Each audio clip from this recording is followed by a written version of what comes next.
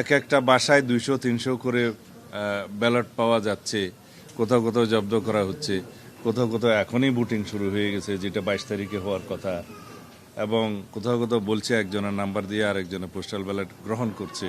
যারা এই postal ballot প্রণয়নের কাজে ছিল এবং প্রেরণের কাজে ছিল বা এগুলোর বিষয়ে যারা দায়িত্বপ্রাপ্ত ছিল, তাদেরকে ব্যাখ্যা দিতে হবে, ইলেকশন কমিশনকে ব্যাখ্যা দিতে হবে।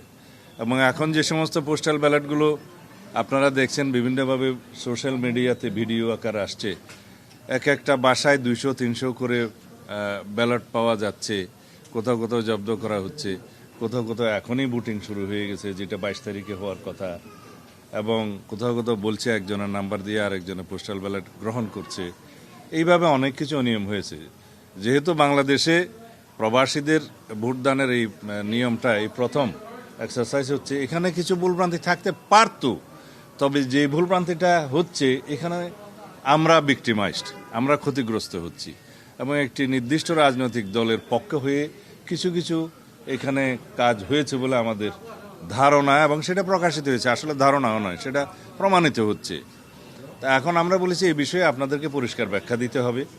এই প্রবাসীদের কাছে যে সমস্ত ব্যালট পাঠানো হয়েছে, কিভাবে পাঠানো হয়েছে, তারা কিভাবে ভোট দিবে, ওখানে কিভাবে স্ক্যান করবে, আর এক জায়গায় যদি 200-300 ব্যালট পাওয়া যায় সেক্ষেত্রে কি ব্যাখ্যা দিবেন, পররাষ্ট্র মন্ত্রণালয় কী ব্যবস্থা নেবে, এই সমস্ত বিষয়ে আমরা আলাপ করেছি।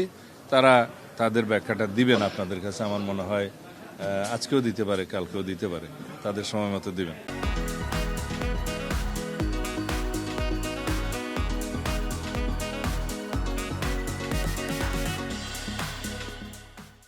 আমরা পরিষ্কারভাবে বলেছি আগে, নির্বাচন কমিশনের অনুরোধে আমাদের মাননীয় চেয়ারম্যান জনাব তারেক রহমান সম্মান দেখিয়ে তার সফর স্থগিত করেছেন ব্যক্তিগত, এবং সেই সফরটা রাজনৈতিক সফর ছিল না, নির্বাচনী প্রচারণার উদ্দেশ্যও ছিল না।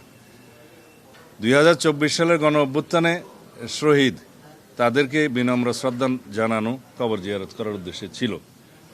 আমরা আচরণবিধির কারণে নয়, নির্বাচন কমিশনের অনুরোধে সেটা আমরা স্থগিত করেছি। এখন বিভিন্ন রাজনৈতিক দলের গুরুত্বপূর্ণ নেতারা বিভিন্নভাবে যে সমস্ত বক্তব্য বিবৃতি দিচ্ছে এবং সেটা ভিডিও পাওয়া যায়, তাতে করে নির্বাচন আচরণবিধি লঙ্ঘন হচ্ছে। কিন্তু এই ব্যাপারেও আমি দেখছি যে নির্বাচন কমিশন নির্বিকার। তা আমরা আশা করব তারা এগুলো অ্যাড্রেস করবে। পোস্টাল ব্যালট দেশের অভ্যন্তরে সবচেয়ে বেশি ব্যবহৃত হবে, সেজন্য আমরা বলেছি যে সমস্ত নির্বাচনী এলাকায় যে কজন প্রার্থী থাকে তাদেরই তো মার্কা দিয়ে নাম দিয়ে ব্যালট হয়, সেই একই ব্যালট যেন সংশ্লিষ্ট নির্বাচনী এলাকার পোস্টাল ব্যালট হিসেবে ব্যবহার করা হয়। এই ব্যাপারে আমরা সুস্পষ্ট আমাদের প্রস্তাব দিয়েছি, কারণ সমস্ত মার্কাগুলো দিয়ে তো পোস্টাল ব্যালট সব কনস্টিটিউয়েন্সিতে পাঠানোর প্রয়োজন নেই দেশের মধ্যে সম্ভব, এবং সেটা দেশের মধ্যে সম্ভব নয়। আমরা প্রত্যেকটি নির্বাচনী এলাকার ক্ষেত্রে সংশ্লিষ্ট সকল প্রার্থী যারা থাকবেন তাদের নাম এবং মার্কা সহকারে যেটা ইউজুয়াল সাধারণ ব্যালট হবে, সেই একই ব্যালট প্রত্যেকটা নির্বাচনী এলাকার পোস্টাল ব্যালটের ক্ষেত্রে ব্যবহারের জন্য আমাদের একদম স্পষ্ট প্রস্তাব আমরা দিয়ে গেছি।